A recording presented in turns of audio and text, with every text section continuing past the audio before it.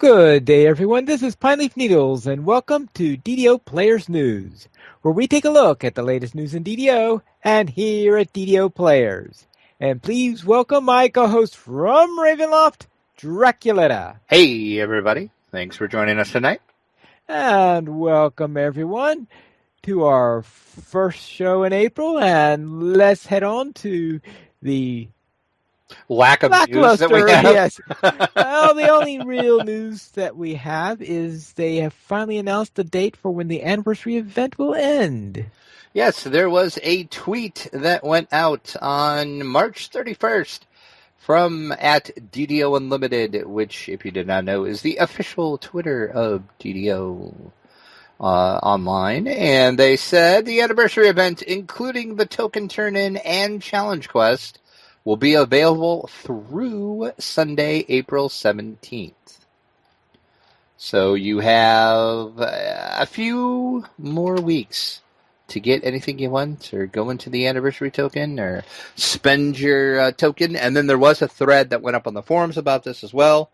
And Cordovan did state as well that if you do not use your turn-in token, next year, for the 11th anniversary, that token's not going to do anything. So it's use it or keep it as a memento of the 10th anniversary. It's up to you. You're not going to get anything for it after this year, so the choice is yours. Now, is the anniversary dungeon going to be around next year? Somebody asked that in that thread, and he didn't say yes or he didn't say no. He said they're, I forgot exactly how he worded it. They're like exploring all options or something like that. So maybe, maybe not. We don't know. Yeah, because it was a cute little dungeon. Yeah, it was. So we'll see. Then let's head into the DDO Chronicle issue 184. Those numbers are going up, and it looks like we have an artificer on the front. That would be Steelstar. Ah. Steelstar and his pet Iron Defender String Table Error. This is the best name ever, and the best in-game joke ever. So well played, Steelstar. Well played. In the Chronicle this week, in the Community Spotlight, there's a player by the name of Corrupting. They have created a video walkthrough for the Anniversary Challenge dungeon that we were just talking about. So click over and give that a watch. And also a player by the name of Raccoon is welcoming new players to Orion. So click over for the links and check out what they are doing for new players. Now, my question is, what makes this walkthrough so special as compared to other video versions of the Anniversary Challenge? If you want me to be honest, nothing. It's just like every other one's. This is just this guy's first video. Ah, okay. So, but it's a good video. Don't get me wrong. But okay, no, it's not. So we could see that. It's not. So it's a starting point. So maybe we could see some future stuff from him. Hopefully he'll do some more videos. So we'll keep an eye on for that. The Chronicle comment of the week. Here is the question for you, Pineleaf. How would an air elemental light a candle? How would an air elemental light a candle? In chat room, you can feel free to give your answers for this too. Well, because the only thing, because that is a rather tricky thing for an air elemental to do, I have to admit. It would have to use your Pineleaf logic. And yes, one of the things I could think of is if the candle was close enough to a torch, then blow the wind to the torch enough in order to get the flame from the torch to get near the candle, and then of course stop just in time to keep from blowing out the candle itself. Wow, you really thought that through, didn't you, Pineleaf? Brachiosaurus in the chat says the answer is blowing in the wind. I see what you did there, sir. My answer to this, it's very simple. It's a very simple answer that I'm sure nobody thought of. Does it involve turbines? It does not. Oh, okay. But that would be funny. No, the simple answer is the air elemental would get close enough to a fire elemental. and blow some wind and air towards the fire elemental. Ergo, the fire elemental would light the candle. Mm-hmm. See? Simple, easy answer. Well, to me, that sounds like they're getting the aid of a fire elemental was a little bit on the cheating side. There's no rules involved in how it would be done. There's no logic, finally. I think I would prefer having a turbine that's connected up to a flint with steel sparks and is roving the turbine, and the turbine jet then creates sparks that lights the candle or something like that. Wow. Okay. I don't know how to respond to that, so I'm just going to move on. In the fan site news section of the Chronicle, the new issue of DDO Cast, the new episode, I should say, of DDO Cast is up, and it is a new Guild Feud episode. So click over and give that a watch or a listen. Damsels of DDO running around the Vale of Twilight with some wolf lock that was shooting fire and doing all sorts of stuff. That's name may or may not have been Draculetta. You'll have to watch the video to find out. Okay. The Unheroics are heading into the Spies in the House, so check their latest video out. And Jeff over at DDO Gamer is celebrating broccoli. So click over and see all the broccoli goodness. And that's it for our Chronicle this week, other than our screenshot of the week in the Chronicle is the 264th. And that is by a player named Celius. They take a break from the anniversary party in these screenshots. Looks like Celsius. Okay, Celsius, sure. And I would presume that's in a high temperature character then. Well, they do have fire all around them, so right. It looks like they're sitting in front of a table full of candles. So yeah, that name would be appropriate. All right, then. And that's it for our Chronicle this week.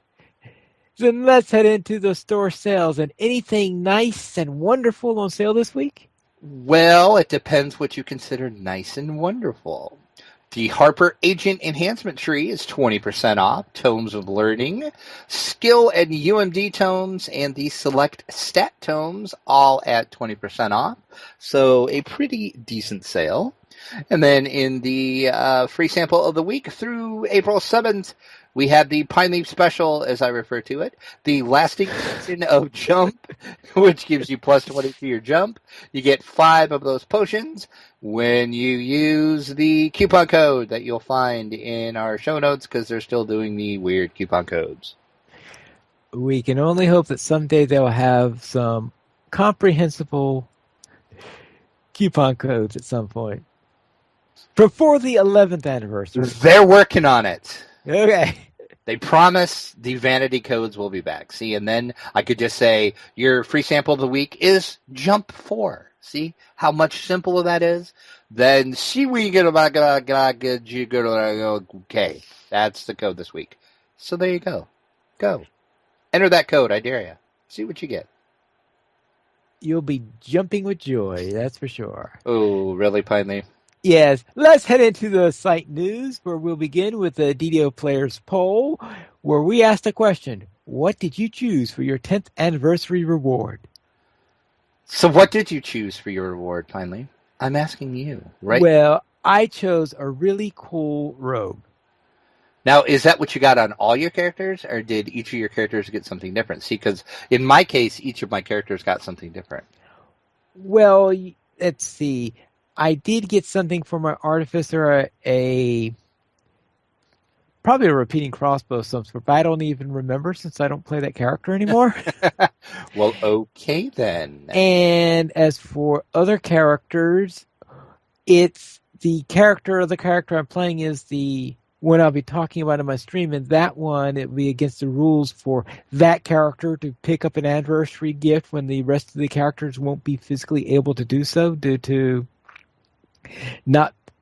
being created after the anniversary thing, so therefore none of my other characters have taken one. You and your rules, Pine Leaf. I'm telling you. You're such a rule stickler. Maybe I should get one for my ranger.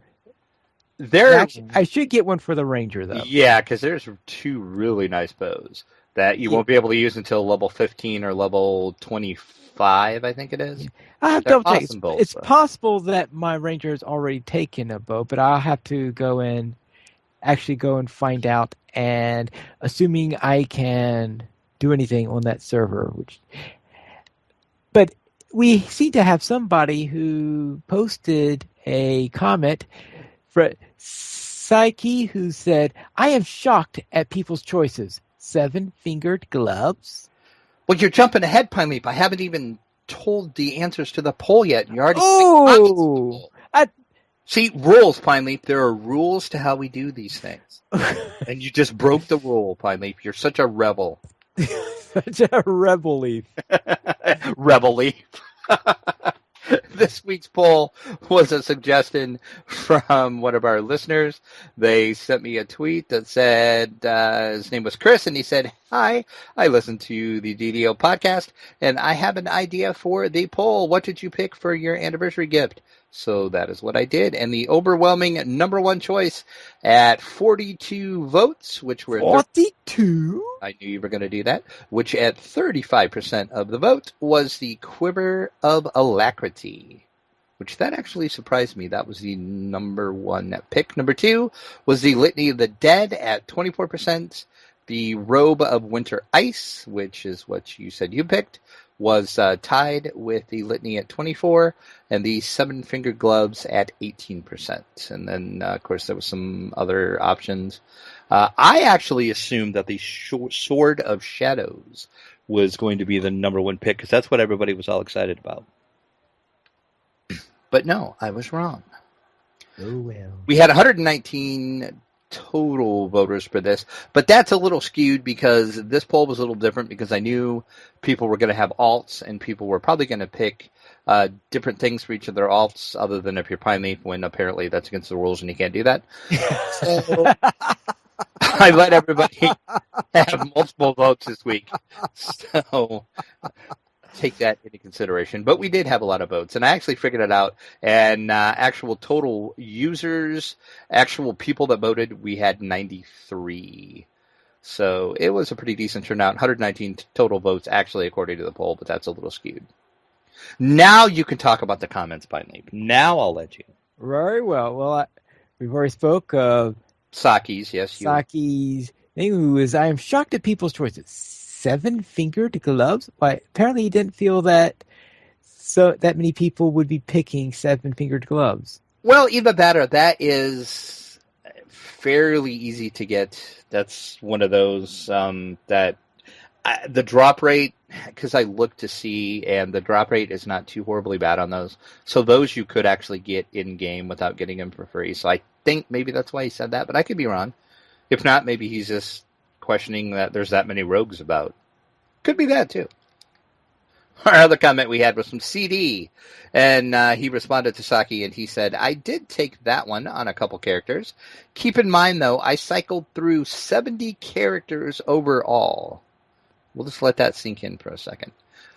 A lot of lobies took the quiver, and my high levels took the commendations, and the mules took the cloak. If you have a suggestion for a poll, you can send it either via Twitter, or you can send an email to podcast@ddoplayers.com, and we might use your poll suggestion.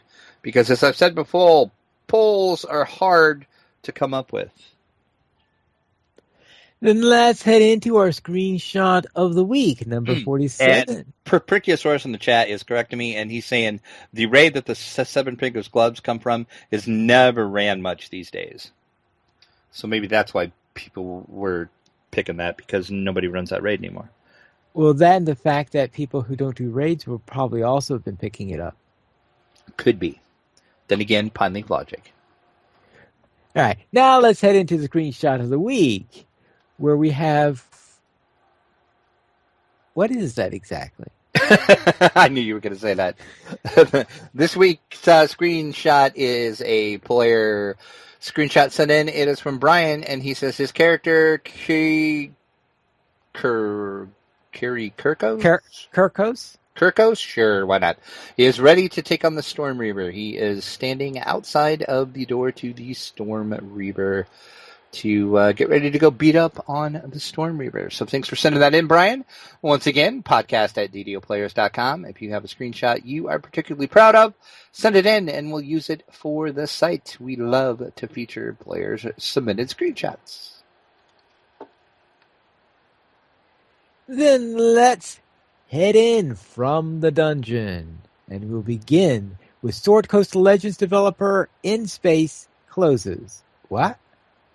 Yes, sad news in the world of video games. In Space, who, as you said, developed Sword Coast Legends, is no more.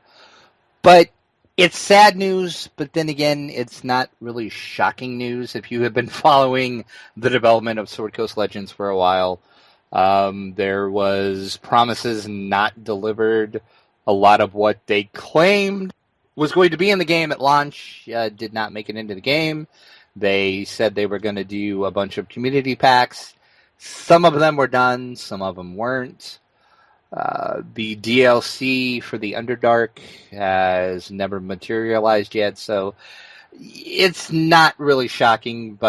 And then the way that this news story broke is kind of weird in and of itself, too. It's one of those, okay, we didn't get any official word about it.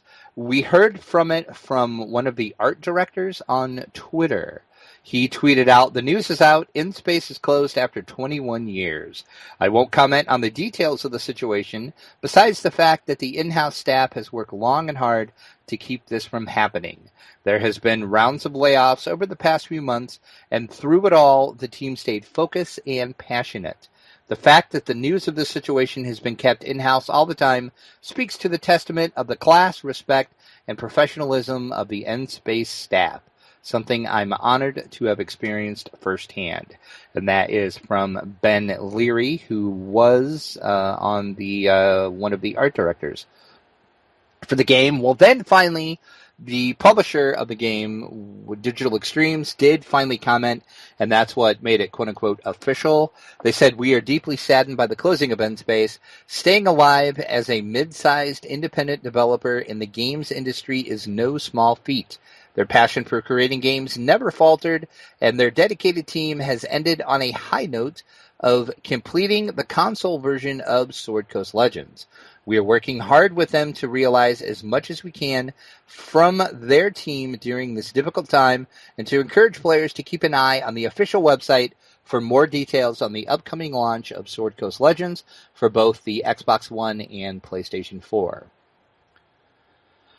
Okay. But there's no word on the status of the Community Pack 3, which has been promised for months, and of course the Rage of Demons DLC. So we'll see what happens with that. So I don't know.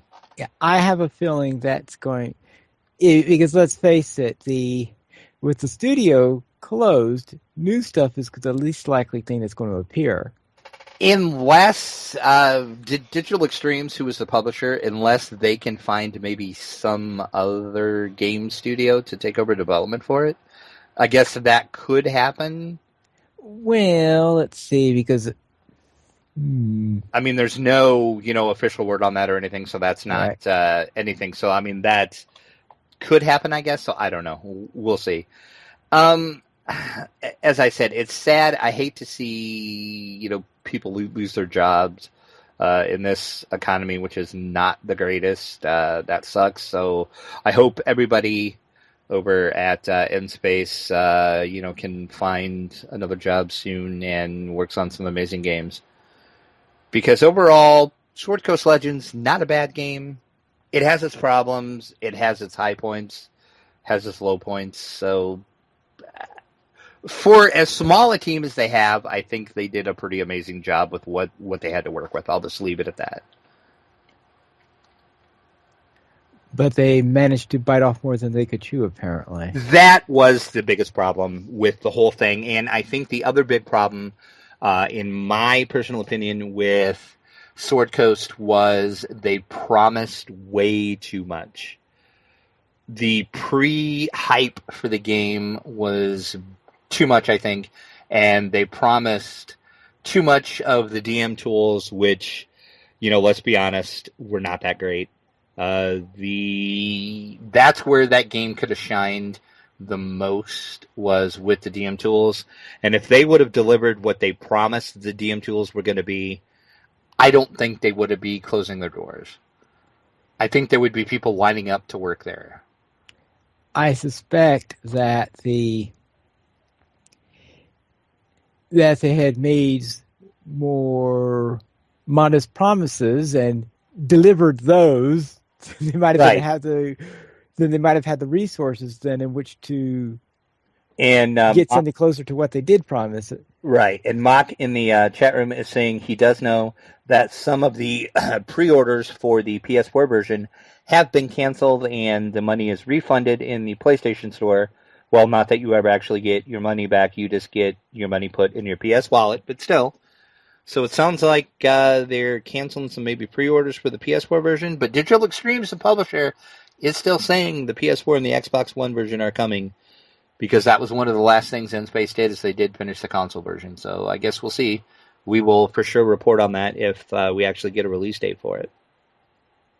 Very well, then let's head into Cult Divinity Lost horror role-playing game. And frankly, I don't think I ever heard of that one. Cult was a game, I want to say maybe it came out in 87, 88, somewhere around there. It was a very niche, small RPG. Has a huge following. They're now updating it and adding some more to it. So I have a question for you, Pineleaf. What if I told you that the world you know is all a lie? That doesn't sound like a new premise. Nothing is as it seems. Mankind is trapped in an illusion. What would you say, Pineleaf? What do you say to that? I think I've heard that one also. It's very negative today, Pineleaf. Good grief. Well, right. I mean, even Vampire the Masquerade has... Right. It's though not maybe to the extreme that you would have in Cult, maybe, but there. And Cult came out in 91. I was a few years too early on it. It's a contemporary. Let's try that again. It's a contemporary tabletop horror RPG. It came out of a little company in Sweden, and I know I have a PDF version of the original. I've never actually played it, but I've read it several times. It is pretty cool. The anniversary version is on Kickstarter now, and it features a completely new rule set, and the setting has been updated to match the present day. You will escape your nightmares, strike bargains with demons, and try to stay alive in a world full of pain, torture, and death. The game uses a very interesting system to determine your fate during gameplay. You use 2d10s.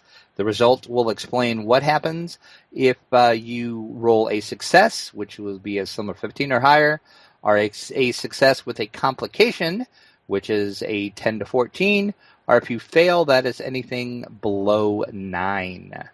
Based on the result, the player and or the narrator gets to make some choices. And the narrator, which is what their version of the Game Master / Dungeon Master is, eventually will describe the outcome and move the story further along in the context of what your character did with their success or a failure. And you have to remember, in the game, nothing is always as it seems, and everything can change in an instant. The Kickstarter is over now. It ended on the 31st. And let's see how it did. Let me take a look. I forgot to load this up. I apologize. Talk amongst yourselves for a moment. Oh, it seems like we have a habit of finding out about these Kickstarters a little bit too late. Yeah, this one, I do apologize because I got a press release on this like 2 days before the Kickstarter ended. What? So I did not know about this, or I would have been talking about this forever, because, a horror RPG, that just screams me. And it looks like it did actually get funded. It looks like 2 million KR from 95,000 KR goal. I've not. You'll have to do some quick Google foo. Yeah, because I'm not exactly. Yeah, it's You did fun. say Cronins, I think, is what they're called, or something like that. Basically, let's see, it was €23 to buy in, 25 US dollars or 18 British pounds, so you can roughly figure that out. Or just go to Google and convert it yourself. But anyway, it's funded. It'll be out. We'll keep you updated on it. I've been in contact with them. Hopefully, we'll have a review on this, because I might be getting a copy of this to review. All right. Then let's head into Taroka deck shipping. Yes, this week. We talked about Gale Force 9 was coming out with the Taroka deck that you can use to expand your Curse of Strahd game. Of course, the Taroka deck is the deck of cards that the Gypsy Madame Ava uses to tell your fortunes in Ravenloft. And we told you Gale Force 9 was going to ship them early April. They are indeed shipping them early April, because they are shipping now. So if you ordered them, you either have yours or you should be getting yours, and your friendly local game store should have them in stock as well. I did check on Amazon today to see if Amazon was selling them, and I could not find them on Amazon. So if you want to order them online, you'll have to get them directly from Gale Force 9. And I do know Cool Stuff Incorporated, they also have them for sale as well, and I'm sure there's some other online retailers. But they're in stock at Gale Force 9, so that means they are shipping. So if you want to add that little special flair to your Curse of Strahd game, go ahead and pick it up with the Taroka deck. And in the article I put up, I showed some of the cards, and as I said with the Curse of Strahd book itself, the artwork is pretty amazing on these. So if you want to impress your players when you're telling their fortunes, get the Taroka deck from Gale Force 9. All right, and it looks like we have here a rather unusual role-playing game. I mean, a role-playing game for a single player? Indeed, and it's a role-playing game where there is no combat, finally. Ooh. Actually, this looks like a rather interesting one. You know, this screams you. Yes, it does, doesn't it? When I was doing this review and the first time I played this, I thought, this is a Pine Leaf game. This is just tailor-made for Pine Leaf to play. The game is called Quill, and it is a letter-writing role-playing game. The old adage does ring true. The pen is mightier than the sword, because as I said, there's no combat in this. The purpose of the game is you are tasked with writing a letter. You heard that right. You have to write a letter. There are different scenarios that you have to do. You have 6 classes you can choose from, and that will reflect your profession, and that also reflects your literary background. So maybe you're like a scholar and you're very, well trained in the arts of letter writing, or maybe you're just a townsperson that is not that smart, so your letter won't be that good. It's a really fun game, actually. I'll be honest, I didn't think I was going to like it, because I'm like, this just sounds bizarre. But it's bizarre, but it's bizarre in a very good way. You roll dice, and that's how you decide which words and which pool that you can pick from for your words. And your score is based on how well your letter did to the scenario and how well you wrote the letter and how well it got across to the recipient of the letter. It sounds strange, but it is strange, but it's awesome. And it actually goes pretty deep. The only problem that I had with it is the problem I have with a lot of games. It relies very heavily on the RNG. Oh. So if you roll good, you're going to have a better shot at doing good. But then again, that's not really a knock on, Quill, because there's a lot of games that are like that. And I've said that about a bunch of games. So nothing, against it. And there is also a expansion for it You now. got to remember though, is that most people have average luck as opposed to you who has completely rotten luck. This is true. We all know my love-hate relationship with the RNG. It is well documented at this point. There's also an expansion for Quill out that is called Love Letters, where, of course, you're writing love letters. And if you want to check this out, they are both up on DriveThruRPG with the PDF versions, and they are on the pay-what-you-want model. So you can either download them for free, or you can pay a penny, or you could pay $100. It's up to you. You can pay whatever you want, which is the genius of the pay-what-you-want model. All right. And I did have a chance to talk to the designer of the game, and I have a little interview up on the review for the game with itself. And I asked him to explain Quill, and he did an amazing job explaining it, better than I did, because, of course, he's the designer of it, so he could. He says Quill is a solo game where the players write letters in a pseudo-medieval world. The aim of getting the best possible response. You choose your character, whether it's a poet, a monk, a knight, or a courtier, all of which have the attributes of penmanship, language, and heart. The player reads a scenario and uses the inkpot, which is your selection of words and phrases, to scribe a letter. Rolling successfully on your language allows you to use a superior word from the inkpot, earning you a point, but a failure means you have to use an inferior word, and you score no points. Words can be augmented with the use of a heart, essentially injecting more passion into your letter. And you can read the full interview I did with him. I asked him a few questions, and he is blown away at the reaction to Quill. And he actually said the reason why he did this is he just wanted to see if he could, he loves designing games, and he wanted to see if he could design a game that had no combat whatsoever. And he successfully succeeded at that. So, good job. So go head on over to ddoplayers.com, check out our full review of Quill, the letter writing game, and read our interview with Scott Milhouse. All right. Then let's head into Dungeons & Dragons, the movie now has a director. Yeah. You don't sound too excited over that. The more news that comes up about this movie, the more scared I get about this movie. Oh. The director that they have tapped for this is Rob Letterman.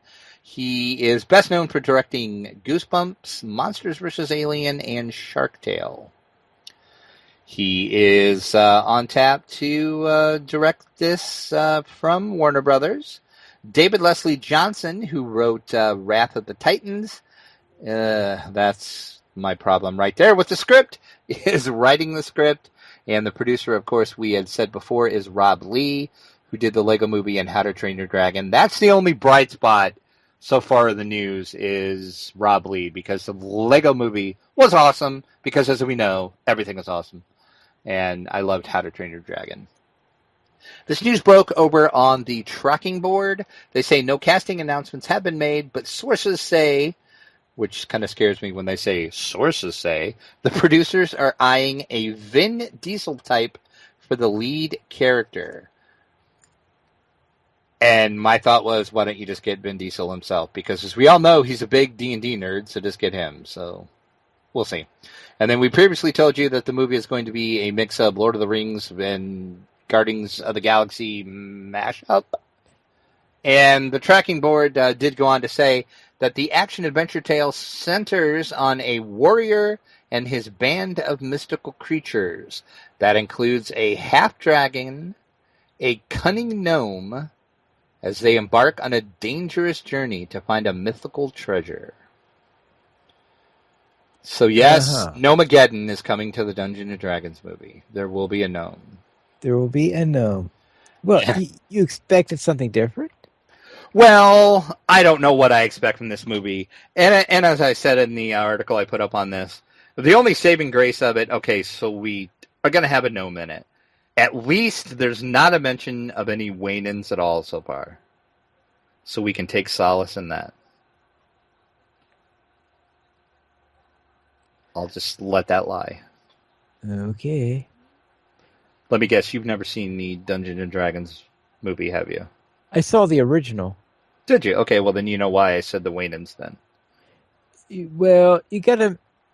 Okay, I saw the original movie. I think I have excised several little points from my memory. Good plan, finally. Good plan. Yes, because I remember the basic plot, but there are a number of details that have since slipped from my memory. And the biggest reason why I remember the plot is more probably because of the Nodwick parody of it than from the movie itself. Yeah, so we'll see. But like I said, each little news bite that comes out about this movie, the more I'm like, not jumping for joy over this movie. But we'll see. It could turn out amazing. You never know. We'll see. I think it's going to really rely on the casting they get. That's going to either make or break this movie, I think. So if they get a good cast, we might have a good movie because, I don't know. It's tough to say. We'll see. Right. Right now, I don't have high hopes for it, but in other words, you don't think there's. I have a feeling we're going to have a cast that was cast by lottery. yeah, I don't know. We'll see. Warner Brothers does have some deep pockets, though, so they could get some pretty good talent for this movie if they wanted to. Well, yes, but the talent, yes, but sometimes getting expensive talent is not the same as getting appropriate talent. Which that's very true, too. Very well. Let's then head into our news from the tabletop. And cool mini or not, Xenoshift now on Steam. And Cool Mini or Not is pleased to announce their critically acclaimed cooperative survival deck building game. Oh, that game. Now is available on Steam. Yes, that game, Pine Leaf. 1 to 4 players each control a division of the Nortac military, and only by working together can players ensure victory over the Hive and complete Nortac's field operations. This game previously was available on iOS and Android, but now you can play it on the PC. And it does feature everybody's favorite Steam achievements, cloud save, and stats. So that's always nice. So one thing I like about Steam and games that do cloud saves, so if you for some reason have to like reinstall your computer or whatever, you still have your game saves already saved for you because they're on the cloud, and you can just pick it up if you can remember where you were at in games. That could be a problem at times too. Yeah, let's see. So I'll have to look that up then. And there is, of course, DLC packs available as well, and a couple expansions out. And I did link it in the article. I linked the Steam page. It is $9.99 for the base game, and that is 15% off right now. There is also the deluxe edition that is available for $12.99, and that includes some of the DLC as well. So if you want the full Xenoshift experience, get the $12.99 deluxe version off of Steam, Cool Mini or Not. Though that sale only lasts for only another 15 hours and change. So if you're listening live, go now. If you're listening to the recorded version of this, build a time machine, jump back in time, buy it, and then jump forward in time again to the point you were right before you went back in time, because if you don't, there'll be a paradox, and bad things happen when there's paradoxes in time travel, as we well know. Yeah. You got nothing, finally. Yeah, I got nothing for that one. All right, let's head into Bloodsucker card game, and you have a review for that. I do. Mock Taskmaster says about Xenoshift, he said, and get your butt kicked. The version on Android is tough. Not impossible, but the AI is very seasoned. So apparently, if you like a challenge, Xenoshift will give that to you. Now, is this because the AI is able to play well, or is this because have they rebalance the game by giving all sorts of stupid advantages to the AI player, thus making Well, when he says making it frustrating? he says the AI is very seasoned, so I'm assuming that means the AI is just very intelligent and very smart. Okay. So check it out either on iOS, Android, or Steam. And yes, we have a review, as you said, of Bloodsuckers, the card game. And I bet you can't guess what it's about. I'll give you one guess, Pineleaf. It sounds like vampires might be a theme that's involved with it. You're right. You win, Pineleaf. Yes. And of course, it is no secret. I do have a slight fascination with vampires. So can't imagine why I reviewed this. Yeah, I wonder why. Yes, this is a game where you're either a vampire or you're a human, and you are fighting for control of a town. There are 51 hunter combat cards, 51 vampire combat cards, 32 different characters to choose from, and you do have a board game that folds out to help you in play. Fireside Games is the one that designed and released this game. Of course, that name might sound familiar, by a little game called Castle Panic. It is the same publishing company that did that. Bloodsuckers is a highly thematic strategy card game for 2 to 4 players, and they say it's for ages 13 and up. You play as either a vampire or a vampire hunter, who wants a vampire hunter, fighting to control the most locations within the town of Blackwood. You can unleash powerful cards and combos to attack your opponent, but beware as your strength rises and falls with the time of day. Battle alone or alongside a teammate to help recruit the innocent bystanders at either the church, the graveyard, the nightclub, the police station, or the hospital. Win the battles, claim the most locations, declare victory, and vampires rule. That's it. So there you go. It's a fun game. I liked it. Then again, my biggest problem with it was the RNG element to it. What else is new? Yeah, because and this, for some reason, more than any other game, you're at the mercy of the cards you draw. Because if you get crappy cards in the beginning and your opponent gets good cards, they can build like a commanding lead and you're just screwed the rest of the game. You cannot catch up. And there's a couple cards that I think are a little overpowered and broken that kind of have gameplay come to a screeching halt. Couple of the cards, which are the, as I call them, the screw over cards, are just a tad bit overpowered. But other than those slight things, it's a fun game. I really enjoyed it. I will definitely be playing it some more. And I would like to thank Fireside Games for sending our review copy over. You can pick it up straight from Fireside Games, or it is also available on Amazon, which I have linked in the review article for it. So if you want a fun, challenging strategy card game where you're either a vampire or a vampire hunter, check out Bloodsuckers. Now let's head into our week in DDO. And Drac, what have you been up to?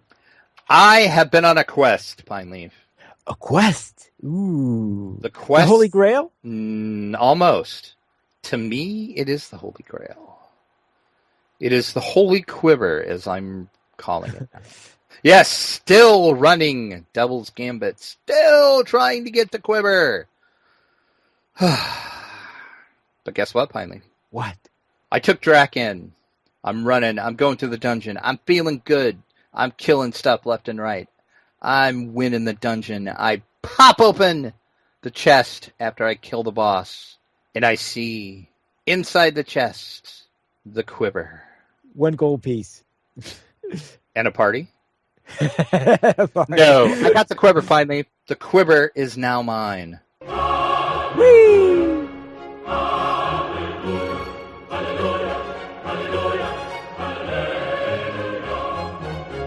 So take that, RNG. I beat you, RNG. Yes, and I also outlasted it at least. Well, that's true. And I also, in that same chest, got a Shrine of Experience 1 deed for the guild ship. So that was pretty cool to get. So I got the quiver and the shrine in one chest drop. And I chalked that up to +2 loot weekend for the win, is what I chalked that up to. Oh, is that what was going on this weekend? Yes, it was +2 loot. Did you not loot things, Pine Leaf? Yes, I did, and I was wondering why everything seemed to be 2 levels above me. Well, now you know, because it was +2 weekend. On a character that the last thing I wanted was everything be 2 levels above me. Well, see, that's why you should have been farming for what you wanted on a character. But anyway, so now I have the quiver. So then I was all excited because I'm like, oh my god, the quiver dropped. This is awesome. So I equip the quiver. I'm like strutting around with my quiver on, and then I remember, crap, I have another ranger. What? Oh. Yeah. Oh. So I need another quiver. So the quest goes on for the quiver. So I take my Shader Cayenne. First run. Guess what drops out of the end chest? The quiver. Wait. Back to back. Back to back quiver. But Shatter Kai is not a ranger. I was farming it on the Shatter Kai for my ranger. Oh, you mean it's a account drop? Yes, it's bound to account. Okay. So technically, I could have traded Drac as the ranger that actually got the first drop. I could have just shared it between the two accounts, like when I'm playing the other ranger, which I do with the static group with Saba and Rhett and Mythery. I could have just swapped the quiver back and forth, but I thought I'd rather have a quiver for each. And I thought, yeah, this is never going to happen because it took me, let's say, and I kid you not when I say this number, at least 1,000 runs of that freaking dungeon to get this quiver. And I'm not over-exaggerating when I say that. I swear I've done this dungeon at least 1,000 times. And I got a back-to-back quiver drop. I'm like, what the heck is going on? I've spent months to try to get this, and I'm not getting it. And now I'm getting them back-to-back. The loot gods are just smiling upon me. What's going on? But now, when did you do these runs? Every other day. What day did you get the drops? I mean, for Thursday. I think it was Thursday. Okay, yeah. Okay, Thursday. I was just +2. I was just weekend thinking that was a possibility that the random number generator gods were playing an April Fool's joke. Oh, I see. Yeah, no. It was before all the tomfoolery of April Fools. So yeah, but now I'm actually like excited because I have the quiver, but yet I'm kind of sad now in a way too because what time of day did it drop? I don't know. It was like mid-afternoon, something like that. Oh, okay, never mind then. Because I was actually not working at the time, so I was, farming for the quiver. So hey, what do you do when you're not at work? You farm for the quiver. That's what you do. But no, I'm actually kind of sad in a way though because I've come accustomed to every other day running Grim and Barrett. So now what am I going to do when I don't run Grim and Barrett? I'm kind of sad because I could probably run this dungeon with my eyes closed at this point. I mean, that's how many times I've done this stupid thing to get this stupid quiver, and now it's mine. So I'm going to say something, but I can't. You could go on to another aspect of your life. Yeah, I have no life, so let's just move on. Other than that, my Warlock is level 9. I reached 500 favor, and I finished out the Dalera's Tomb that I've been running with the Warlock. I did free Dalera on Elite, and then I did Thrill of the Necromancer on Hard, and that, of course, is the last in that line, and I did choose the voice of the Master. And what I'm going to do is I'm going to do Thurnal fairly soon, and I'm going to get the World Cloak, and then I'm going to combine those to get that item, so we'll do that at some point. So that's it for my Warlock, and then the only other thing in game I did, that's with you. I'll let you talk about that. Did play some tabletop D&D this weekend, though. Friends and I got together. We had our game nights that we do, fairly infrequently. It's usually around holidays is when we tend to do them. We were going to do this the Saturday before Easter, but it ended up getting canceled, so we ended up moving it to this Saturday. So we did it. We started the Curse of Strahd storyline. I know we had been running the Rage of Demon stuff, but I was excited about Strahd, so we started that. Have them started with brand new level 1 characters. We started out, of course, with the Death House, and that is the adventure in the Curse of Strahd book that is designed to get your party from level 1 to level 3. So that's what we did. Didn't start out too well because they started out in the forest. They made camp for the night, decided they needed a fire, left it up to the ranger to do that. Ranger had a little hard time making fire. What? Yeah, Ranger, very, very bad. So the party has a very bad fire-making Ranger. His wilderness lore, not so well. His rolls with the dice, not that well. He did actually manage to create the fire. It took a while, and it was quite the ordeal to get him to make the fire. But then the funniest part after that, soon after that, we found out the sorcerer in the party is apparently a pyromaniac. Because he is a cantrip, he can create fire just anytime he wants. Oh, and after all the trouble that the ranger went through. Yeah, it was perfect comedic timing because the sorcerer's like, oh, hey, I have a cantrip, watch this. And he like flicks his finger and like this little flame comes out. And then he lights a fire. So the rest of the time through the Death House dungeon, every time there was an unlit torch, he would say to the ranger, watch this, tink, and he'd light the torch. And they were standing in a hallway with a bunch of unlit torches, and he's like, hey, ranger, watch this. Tink, tink, tink, tink, tink. And he like, that's my friends. The first encounter, the actual combat encounter they had, they faced a 2-headed demon dog. I actually had the sorcerer down to 0 hit points and had the ranger down as well. They did actually survive, but I about killed them on the first combat, which was not my intention. I just rolled really, really good.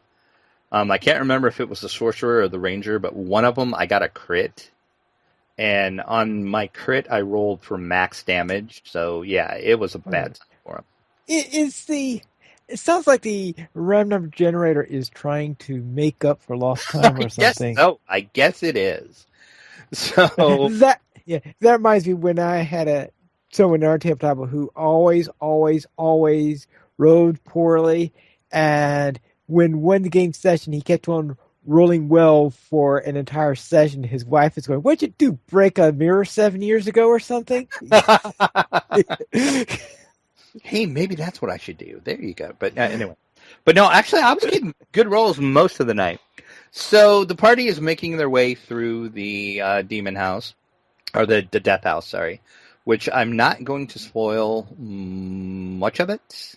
Because, number one, I don't want to spoil it for anybody that's going to play it. Number two, a couple of my party members are in the chat and listen to this podcast, so I'm not going to spoil it for them.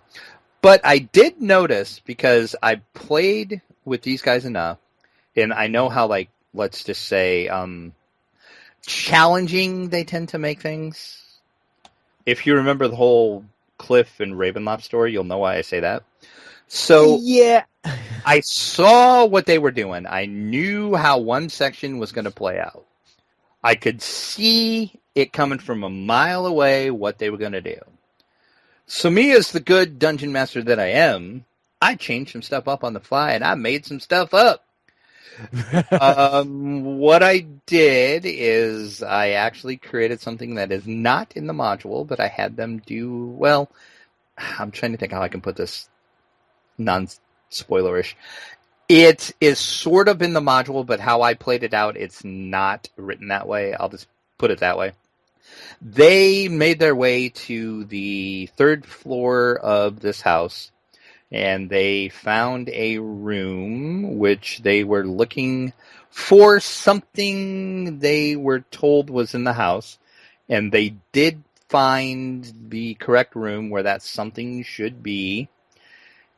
And what I had them do is, if they went to look at this certain something, they had to give me a wisdom check.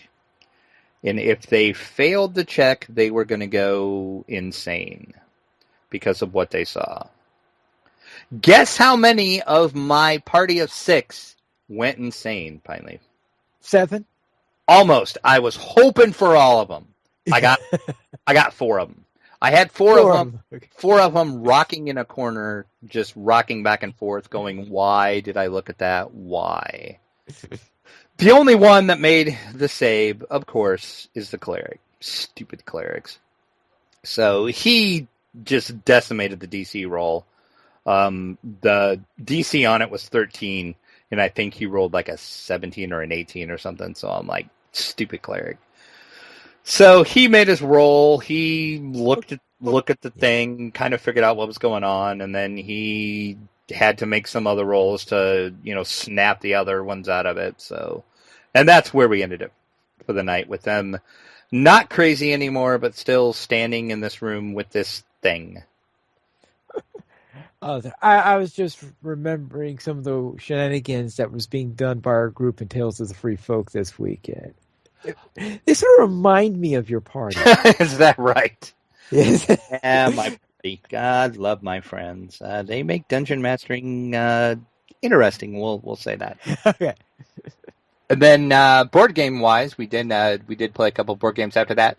We played Macho Koro and Blood Rage after that, and that's what I did this week. So what did you do, Pineleaf, and what did we do? Very well, we'll begin with my No More Lock, where we were level 3, and we finished up Korthos with Sacrifices and Misery's Peak. And unfortunately, we were being stiffed on the rares.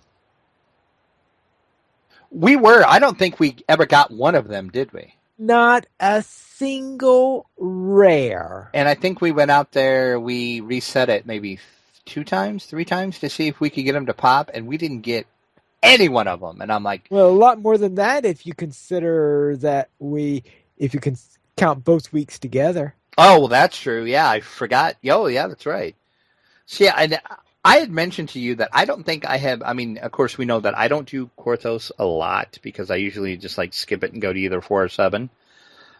But I can't remember a time where I have not finished those rares out there. I have never not seen those rares pop out there. Stupid RNG. That's all I'm going to say. Yeah. Well, the RNG for rares, that's usually where the RNG gets me, is in finding rares. That they give rares the true meaning of their name. They were being very rare. I will give you that for those 2 weeks that we were out on Korthos. Then after that, we went to our main area, where up into Stormreach, where we then ran the anniversary dungeon. And in one of the chests, there was a nice rapier drop, which is, of course, completely useless for my No More Lock. So therefore, I handed that over to Drac. Yeah, which my gnome is a rogue. Those characters that we're playing. So yeah, and we were talking about this before the show. I can't remember what that rapier was, but it was awesome. And it's the rapier I'm using on that rogue, but I cannot for the life of me remember what it was. Well, I think it was just a random. I think it was a Vorpal rapier or something. That's what it was. Yeah, it was a Vorpal, but it had something else that was really good on it too. Yeah. It was one of the best random loot that I've seen for a long time, because it actually made sense for what it was. Usually with the new random loot system, you just get really bizarre stuff. Like I've seen like Vorpal stabs and stuff like that. Or my favorite is the Vorpal longbow that I have. But yeah, Vorpal longbow. Yeah, Vorpal longbow for the win. But yeah, it was a Vorpal rapier, and yeah, that's the actual one that I'm using on my rogue now. So I was pleased that you passed that along, because you decided your warlock didn't need it. Yeah, I don't think I could use it without spending points in order to do it. So give it to where it could be useful to the party. Then also, I went to my level 6 ranger where I decided, if you remember a couple weeks ago, this is the ranger that went through part 1 of the Temple of Elemental Evil and finished it after running it on casual mode. I thought, well, it was now time. It was now time for me to run part 2 of Temple of Elemental Evil. I went up and found out that the Wayfinder server was being laggy. No! Lag DDO? What? Oh, no. The Wayfinder server specifically, I tried it on Saturday first. I tried it and I was in the first room and things were just every once in a while hitching for 5 seconds and I just gave up. Forget it. So I came back, tried it again on Sunday. And on Sunday I thought, all right, before going in, I will do 3 laps around the Hall of Heroes. And if I go 3 times around the Hall of Heroes, I'll go in. Couldn't make it. So therefore I decided, okay, I can't do it then. But maybe another server will be playing fine because I had created a human warlock in a new series I'm doing, which we thought of when we were doing our thing in Korthos, where I will play a warlock in each of the 9 races, similar to what I did with playing all the classes last year. This year would be playing all of the races with the warlock. And what I'm doing is I am using veteran status in order to start at level 7, and the rule is running the temple.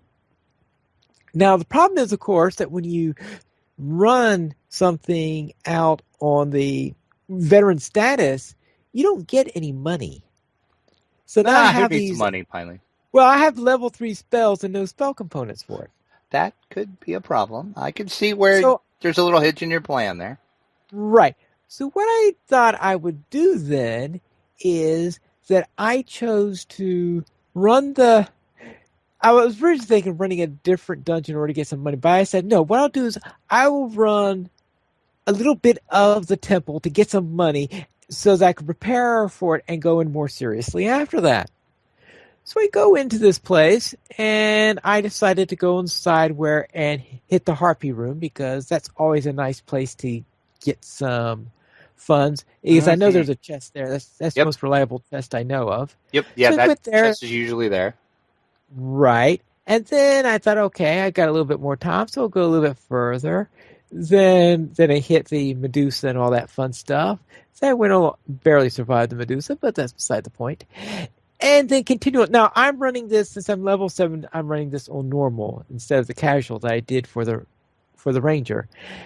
And I'm going through this. I go a little bit more, then a little bit more. I get the club, knock out the earth elementals, go a little bit more, go a little bit more. And then when I left the earth elemental area, I left because I decided, all right, I will not go into the second dungeon level until later, since I didn't think I had time to finish the entire dungeon, and right. I wanted to be able to use this money in order to do something with it, because that's what you do in pen and paper, right? You go in, get some money, go out, buy some stuff, etc. Correct, yeah. So therefore, I went through the exit, and the exit that I chose to leave the Earth Temple turned out to be in the cell section. So I suddenly realized, oh, this is how you get into the cell section without going through the Gatling Ballista. So I went through the cell section and took care of that. Then I went to the Gatling Ballista room. Now the Ballista is now, of course, facing away from me. So I just went in there, going boom, boom, boom, and took out all the people in there. And it's a lot easier when you go in that direction. So you're telling me, after all this time, you finally figured out the way around the Ballista and not die? Yes. Good job, Pineleaf. Way to figure the dungeon out. Right. So therefore, I managed to, even though I was only planning to do just a small bit of dungeon, I eventually wound up, for the first time solo, clearing out all of dungeon level 1. Oh, wow. That's awesome. I bet you made some good money, too, doing that. Oh, yeah. So I have to see what I'm going to do with that. But I haven't had a chance to actually spend it or anything like that, because I think I finished that up right when I had something else I needed to do, so I never got around to actually spending the money and getting out. But I plan to do that and then reserving some time so I could actually go in and see if I could complete part 1 of the temple with this character, or if I'm just going to get squished to death, because that boss fight is going to be real tough when I get to that. Well, assuming the mushrooms. It can be, unless you. The only way that first boss fight is tough is if you can't get the elements to actually drag out of where they're supposed to be. Well, there is that.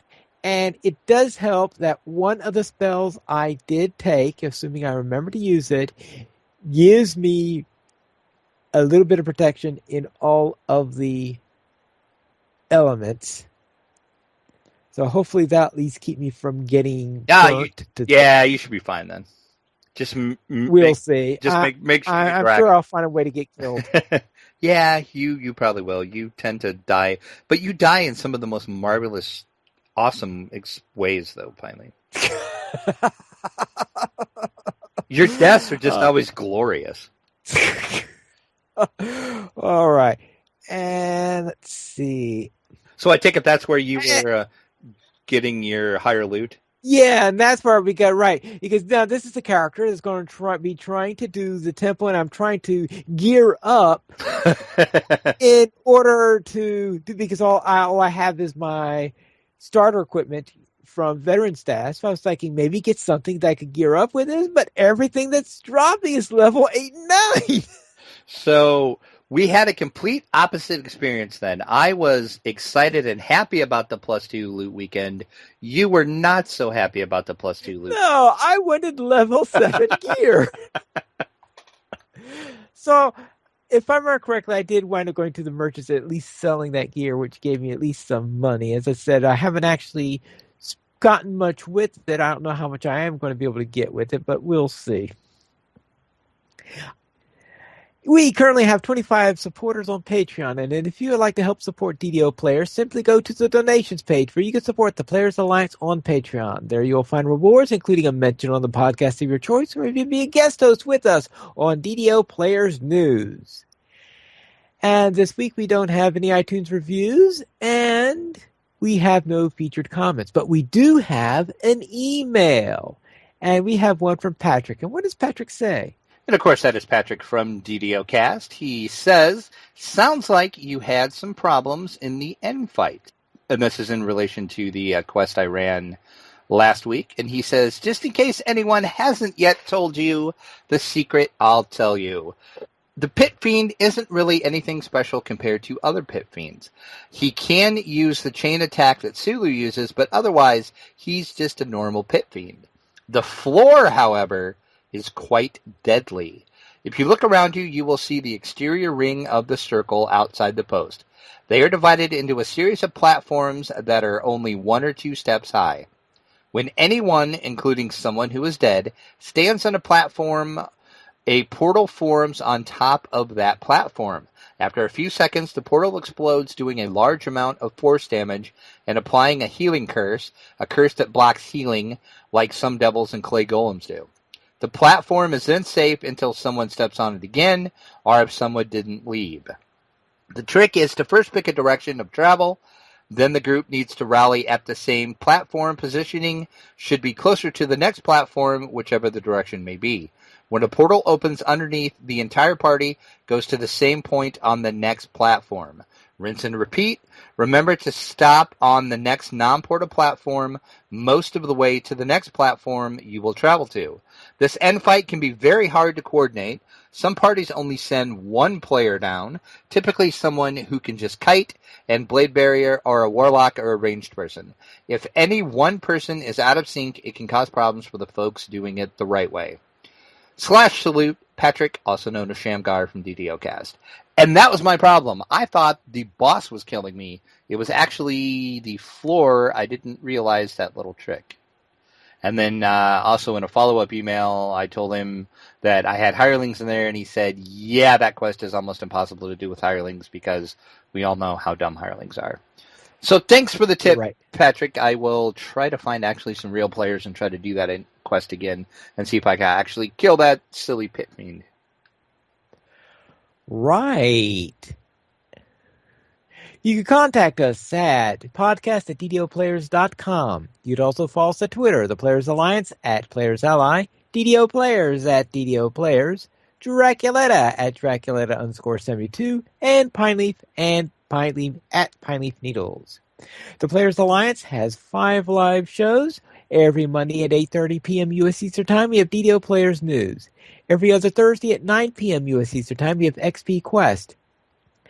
Every Saturday at 8:30 p.m. U.S. Eastern Time, we have Locho Players News. Every other Saturday after Locho Players News is Tales of the Free Folk, which is an RP gaming session. And on the last Friday of each month at 8:30 p.m. U.S. Eastern Time, we have Locho Academy After School. You can join us for our live shows at ddoplayers.com/live. And that is all for tonight, and this is Piney Neals reminding you to quest responsibly.